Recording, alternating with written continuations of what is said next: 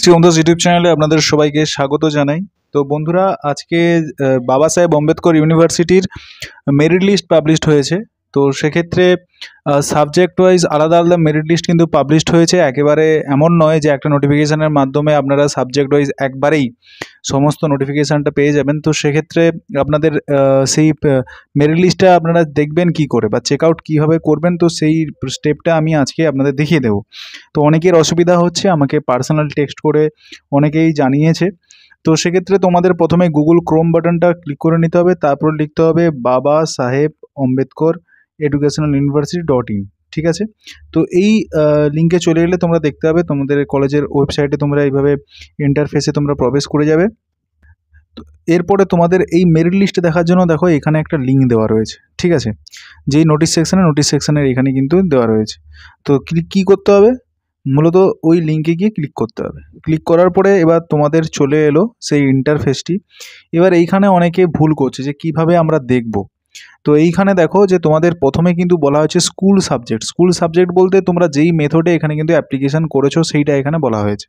তো মূলত তোমাদের যদি বেঙ্গলি হয় বেঙ্গলি এডুকেশন যতগুলো সাবজেক্ট আছে সেই সাবজেক্ট ওয়াইজ কিন্তু আলাদা আলাদা মেরিট লিস্ট আছে। সবাই যে দেয়ার নিজের মেথড সাবজেক্টে যেটা অ্যাপ্লিকেশান করেছে সেই সাবজেক্ট অনুযায়ী মেরিট লিস্টটা কিন্তু দেখতে পাবে। তো আমি এখানে জিওগ্রাফিটা চয়েস করছি দেখানোর জন্য।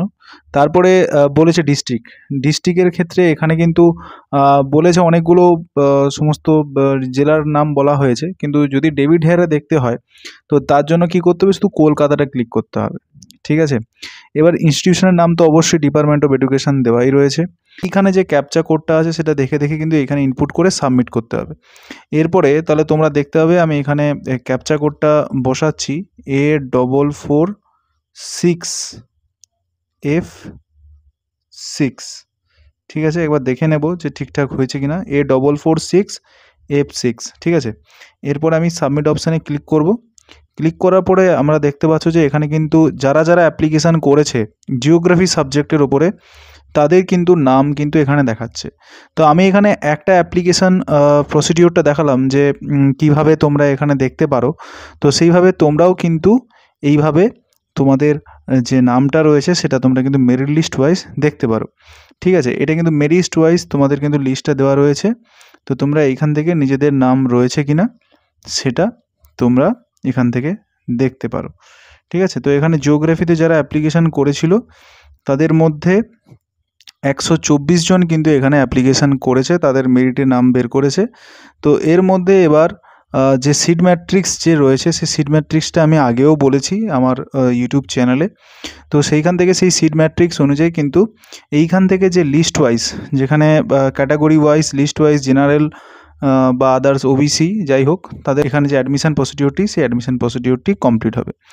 তোমরা জানো যে এই নোটিফিকেশানটি যেটা পাবলিশড হয়েছিল সেটা 2/9/2024-এ। এখানে কেবলমাত্র ডেভিড হেয়ার ক্যাম্পাসের কিন্তু মেরিট লিস্টে কিন্তু পাবলিশড হয়েছে, কারণ এটা বলাই ছিল যে 17/9/2024-এ 4টের মধ্যে তোমাদের মেরিট লিস্টটা পাবলিশড হবে। সো মেরিট লিস্টটা পাবলিশড হয়ে গেছে। এখানে কেবলমাত্র তোমরা দেখতে পাচ্ছ যে মেরিটের ভিত্তিতে বেরিয়েছে, যেখানে 200 জন অ্যাপ্লিকেশানও যদি করে তাহলে 200 জন কিন্তু এখানে তার মেরিট লিস্ট এখান থেকে বেরিয়ে যাবে। ঠিক আছে, তো আমি যেখানে দেখালাম জিওগ্রাফির ক্ষেত্রে 124টা, তো 124 জন অ্যাপ্লাই করেছিল, 124 জনের নাম কিন্তু ওইখানে দেখিয়েছে। কিন্তু এরপরে তাহলে এই যে publication list of candidate call for counselling for admission, এই জিনিসটা কি? দেখো, এটা সেই লিস্ট যেখানে তোমাদের আমি আগে বলেছিলাম যে এর যে সিট ম্যাট্রিক্সটা যেটা রয়েছে তোমাদের একবার দেখিয়ে দিই। এই যে সিট ম্যাট্রিক্সটা রয়েছে তোমাদের ওই মেরিট অনুযায়ী এই সিট ওয়াইজ যে কোটাগুলো রয়েছে এই কোটাগুলো অনুযায়ী আবার একটা লিস্ট কিন্তু পাবলিশড হচ্ছে, সেটা 20 তারিখে পাবলিশড হবে। ঠিক আছে, সেটা 20 তারিখে তোমাদের পাবলিশড হবে, ফ্রাইডে, সেটা কিন্তু বলে দেওয়া হয়েছে। ঠিক আছে, সেই লিস্ট পাবলিশের পরে তারপরে তোমাদের কিন্তু কাউন্সিলিংয়ের জন্য যেতে হচ্ছে, সেটা ডিপার্টমেন্ট অফ টিচার্স এডুকেশনের ডেভিড হেয়ার ক্যাম্পাসে।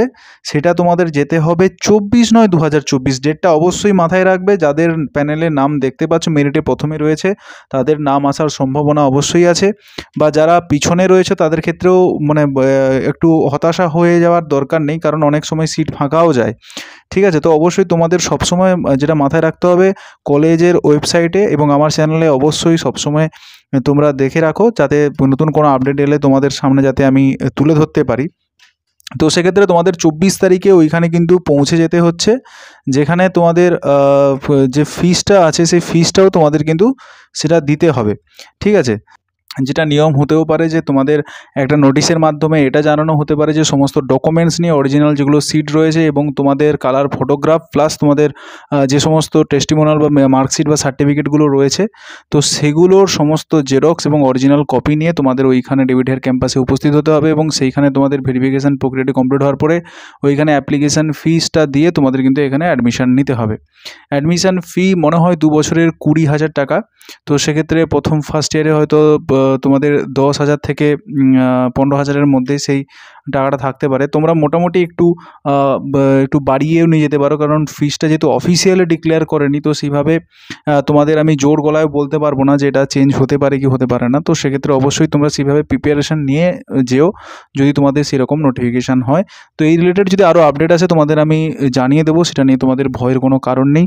তো আজকে ভিডিওতে এই পর্যন্ত থাকলো। অবশ্যই ভিডিওটি ভালো লাগলে তোমরা লাইক করো এবং এই চ্যানেলটা যেভাবে তোমাদের পাশে আছে এই চ্যানেলের পাশে তোমরা থাকো।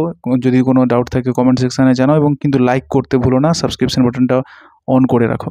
তো দেখা হচ্ছে নতুন কোনো ভিডিওতে। Thanks for watching this video.